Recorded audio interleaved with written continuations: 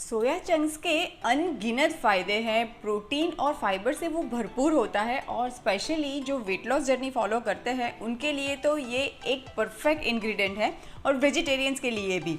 और soya chunks के साथ एक ऐसी रेसिपी आज मैं आप लोगों के साथ शेयर कर रही हूँ जो कि एक परफेक्ट ब्रेकफास्ट रेसिपी आप कह सकते हैं, टिफ़िन रेसिपी भी कह सकते हैं, या फिर अगर आप अर्ली डिनर करते हैं तो ये एक परफेक्ट रेसिपी है उसके लिए। तो हम आज बना रहे हैं सोया चंक्स के थाली पीठ, आप इसको चिल्ला भी कह सकते हैं। और ये जो सोया चंक्स के थाली पीठ मैं बना रही हूँ ये ग्लूटेन फ्री भी है।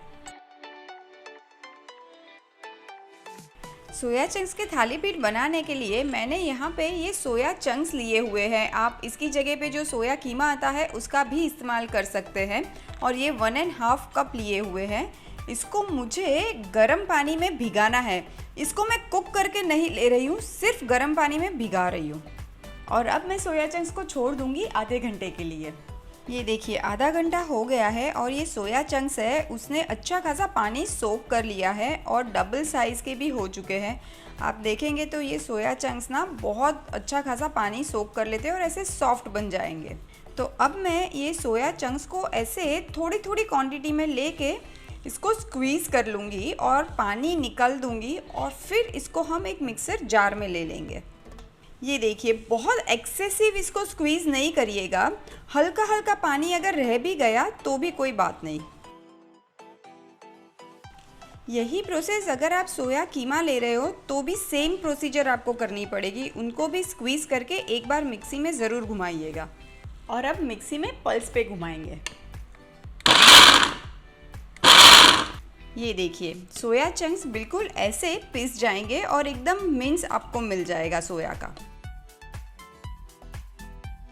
और अब ये सोया में मैं ऐड कर देती हूँ 3 टेबलस्पून जितना बेसन। आप बेसन की जगह पे चावल के आटे का भी इस्तेमाल कर सकते हैं, सूजी का भी इस्तेमाल कर सकते हैं। अब मैं ऐड कर देती हूँ 1 टीस्पून जितना अजवाइन और जीरा। जाएगा कुछ बेसिक मसाले, हल्दी एंड मिर्ची का पाउडर। आप गरम मसाला या कोई और भी मसाला ऐड करना चाहे तो ज़रूर कर सकते हैं। नमक ऐड कर देते हैं। और अब जाएगी मिर्ची, अदरक एंड लहसुन। आप जैन बनाना चाहो तो अदरक लहसुन अवॉइड भी कर सकते हो। और अब बारी है सब्जियों की। अब सब्जियां कितनी ऐड करनी है और कौन कौन सी ऐड करनी है ये टोटल आप पे डिपेंड करता है। मैंने यहाँ पे प्याज, गाजर और धनिया लिया है। आप पालक का भी इस्तेमाल कर सकते हो, पत्ता गोभी किसी का भी इस्तेमाल कर सकते हो। पर आप देखेंगे कि मैंने फाइनली चॉप किया है। ये चॉपिंग थोड़ा सा ध्यान रखिएगा वरना थाली पीठ आप फैला नहीं पाओगे तवे पे। अब सारे इंग्रेडिएंट को मैं अच्छे से मिक्स कर लेती हूँ। पहले एक बार आप हाथों की मदद से अच्छे से प्रेस करते हुए मिक्स कर लीजिए और फिर अगर ज़रूरत लगे तो ही पानी ऐड करिएगा। वैसे ज़रूरत नहीं होती है क्योंकि सब्जियाँ भी अपना खुद का पानी यूज़ आउट करती है और सोयाबीन में भी हमने हल्का हल्का सा पानी छोड़ा ही था। और ये जो थाली पीठ बनाते हैं वो उसका आटा जैसा बैटर होता है, वो रनी बैटर डोसे का होता है वैसा नहीं होता है।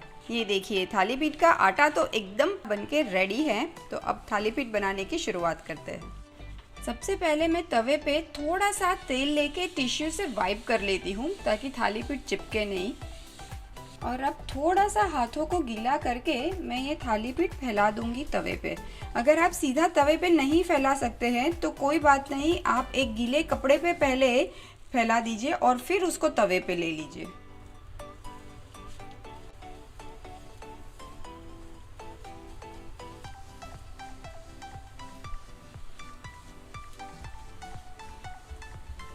ये थाली पीठ जब भी आप तवे पे फैलाए जस्ट मेक श्योर कि आपका तवा गरम हो और जब पकाएंगे तब स्लो टू मीडियम फ्लेम पे पकाएंगे। एक चम्मच की मदद से मैं ये थाली पीठ में थोड़े से छेद कर लेती हूँ।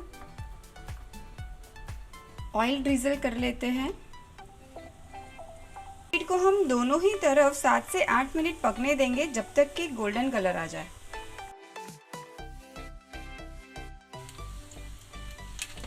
अब पलटा के भी पका लेते हैं। ये लीजिए मज़ेदार सा healthy fibre and protein rich थाली पीठ तो बनके रेडी है। मैं इसको एक वायर रैक पे निकाल लेती हूँ और ऐसे और भी तैयार कर लेते हैं। ये मज़ेदार से गर्मा गर्म सोयाबीन के थाली पीठ तो बनके रेडी है।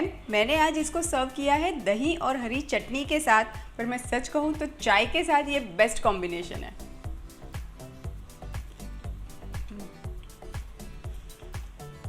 अनदर लेवल का यम है, मेरा फेवरेट वाला ब्रेकफास्ट है ये।